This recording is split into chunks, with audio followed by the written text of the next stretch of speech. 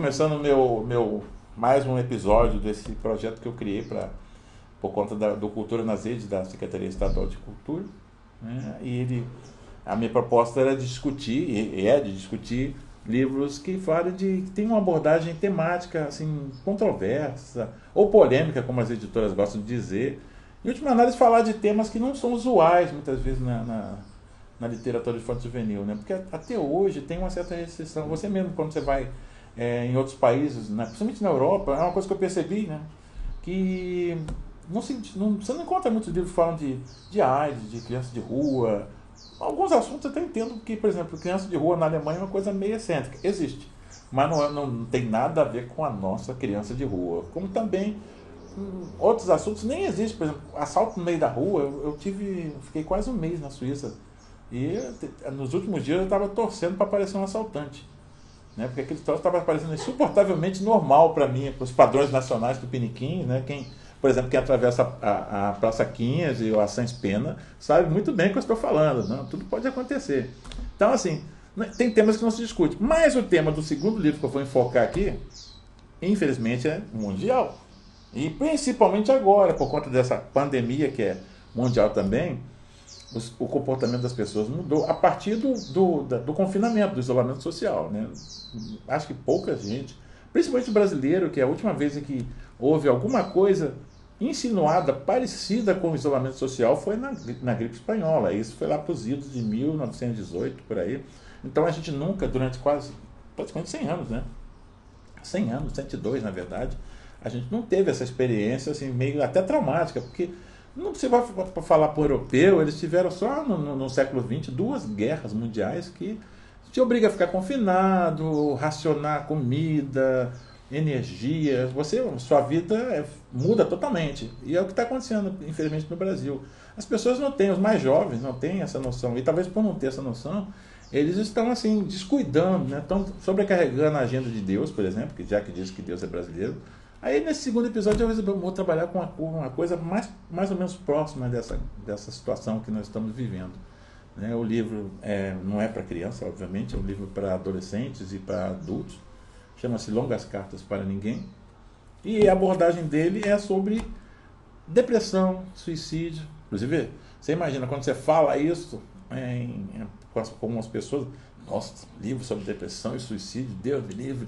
Por que você escreveu isso? Teve uma escola no Espírito Santo, em Vitória, que no dia da palestra, muitos pais estavam lá, porque eles já tinham aquela ideia de que discutir essas coisas. Eu acho engraçado que as pessoas têm essas ideias de se eu escondo o problema, ele desaparece. Né? O famoso paradigma do avestruz. Né? Se o problema é muito grave, eu não tenho como discutir com meu filho, com as pessoas mais próximas que eu amo, adoro, né? Eu vou ignorar. Sabe? Até tem um viés criminal sobre isso, né? Para quem é assaltado nas ruas, você percebe uma coisa. Bom, além do assalto ser uma coisa traumática, óbvio, né? Ninguém sai sorrindo depois de ser assaltado. Você percebe uma outra coisa mais inquietante e bem humana, não estou condenando, não. Que assim, o cara foi assaltado. A reação de todos em volta, com raríssimas exceções, é de olhar para o outro lado. Né? Eu já vi porque eu já fui assaltado 5 ou 6 vezes, então. Em várias ocasiões todo mundo olhou para o outro lado e assim, a vida segue. Né? Esse é um tema que infelizmente muitas pessoas têm certas restrições a discutir. Mas eu acho que tem que ser discutido porque é um tema extremamente grave, inclusive no Brasil. Né? Suicídio, principalmente suicídio, né? Eu já vi vários estudos, não antes para fazer o livro. Na verdade eu não li pouca coisa para fazer o livro. Né? É um processo de criação basicamente. É ficção. Obviamente eu não vou dizer que é baseado em fatos reais, porque obviamente tudo que é ficção é baseado em fatos reais. O fato real é a própria ficção. Né? Então assim, mas eu gosto de desafios. Aliás, eu gosto de ter uma polêmica. Né? Mas é engraçado. Como eu falei no primeiro episódio, as histórias são muito engraçadas, porque a gente tem uma visão grandiloquente de criação. Né? O autor, sabe, teve ideia maravilhosa, não, essas ideias surgem da maneira mais simples, né? Vamos usar uma palavra mais aceita por todos, não é simples, não tem grandes elucubrações.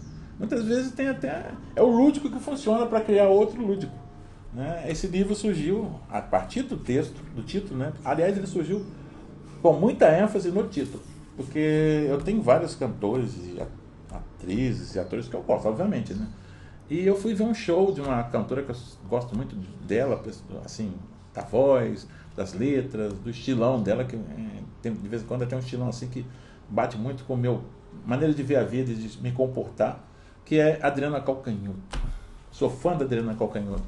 E aí eu fui ver um show dela no Teatro Rival, para quem conhece o Rio ou mora no Rio, fica ali no centro da cidade, perto da Câmara Municipal, é uma rosinha bem estreitinha, pequenininha, é um teatro também pequenininho, e eu fui ver o show dela lá, né?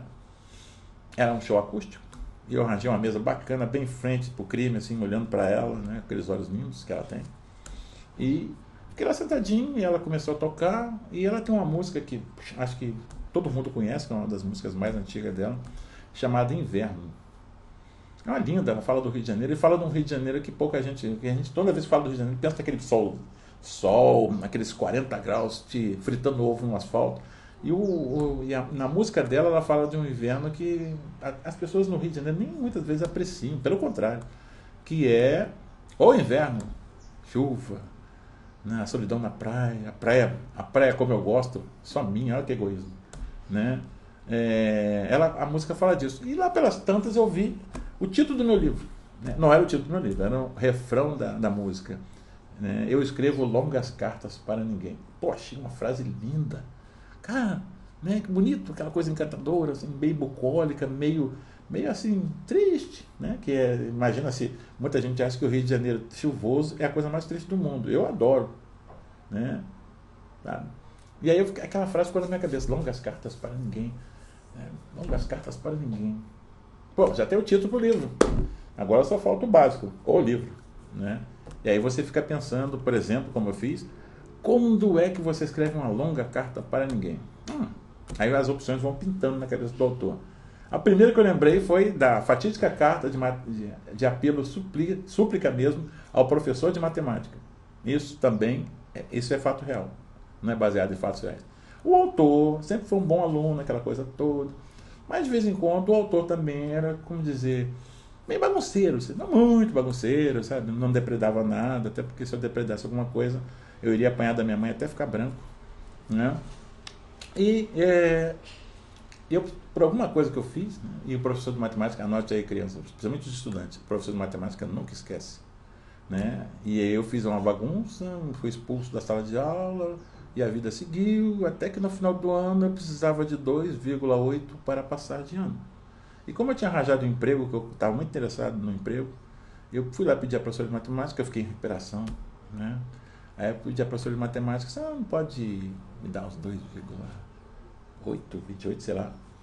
Ela olhou para minha cara, soltou aquele risinho de bandido de filme da década de 40 em Hollywood e falou assim: não. Não adiantou nenhuma carta linda que eu fiz para ela, falando: não, professor, eu vou trabalhar, blá, blá, blá. Foi a única vez da minha vida que eu repeti. Era o melhor aluno da sala e o único que repetiu. Isso acontece comigo, né? Mas dizem que certas coisas só acontecem com botafoguenses, que é a mesma coisa no meu caso, né?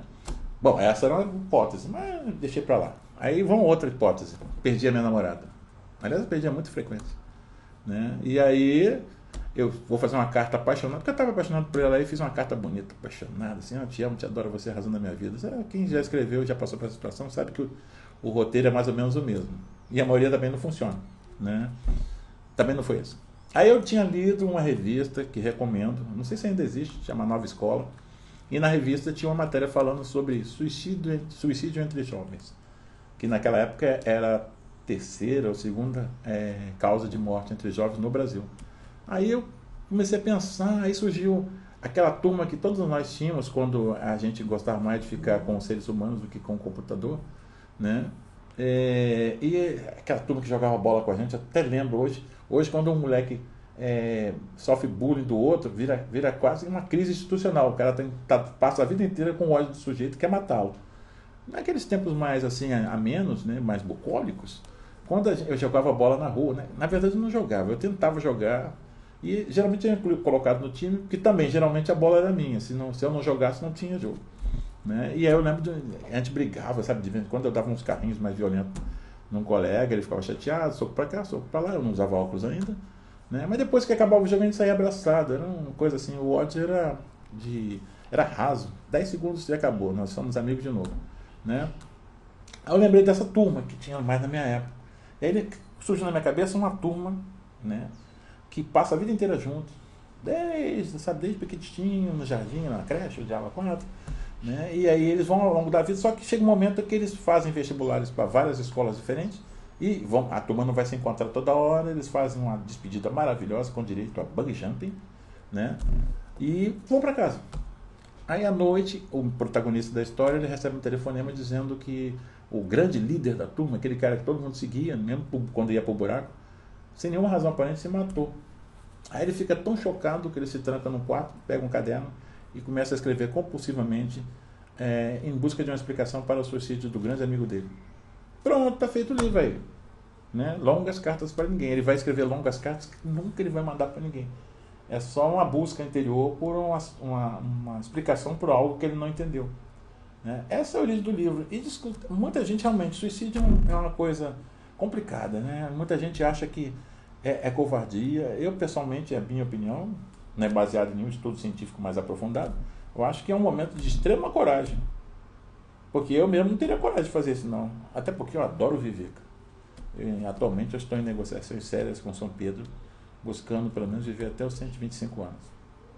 E se ele vacilar, eu pego mais 25 de lambuja como bônus. Viver é bom demais.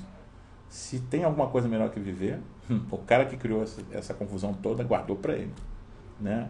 Mas eu acho que tem que ser discutido. Não adianta, porque assim, eu vou muito, como eu falei, esse meu trabalho de autor de literatura infantil juvenil te leva, é uma coisa muito prazerosa, eu adoro estar em contato com as pessoas que leem meus livros, né? Eu vejo muito, isso passou a ser, querendo ou não, a ser um debate em muitas escolas, até porque acontece nas escolas.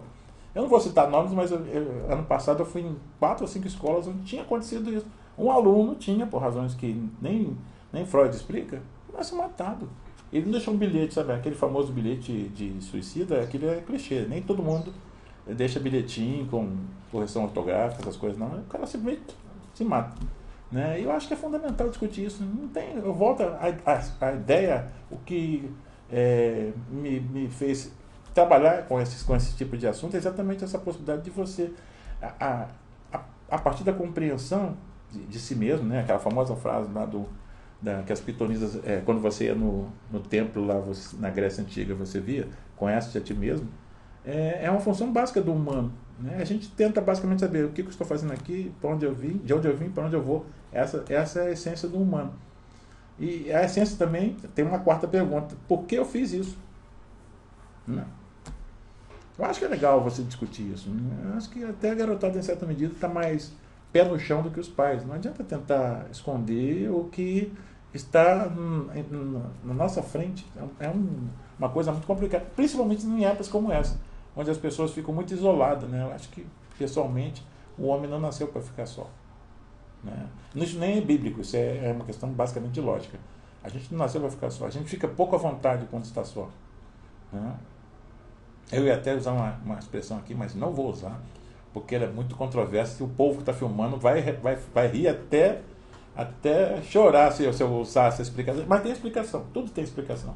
Né? Então, assim, se vocês tiverem coragem, os seus pais tiverem coragem, não tenha medo de ler esse livro. Né? Aliás, eu não tenho medo de ler livro nenhum. Né? As pessoas, quando sentam para escrever um livro, obviamente esperam, né, serem lidos. E que o livro faça alguma... Eu já cheguei à seguinte conclusão: por pior que seja o livro, você pensa, cara. Né? Se não for muito, você vai pensar assim: por que eu estou lendo essa porcaria desse livro? Né? Quando você não lê o livro nenhum, você não faz essa formulação.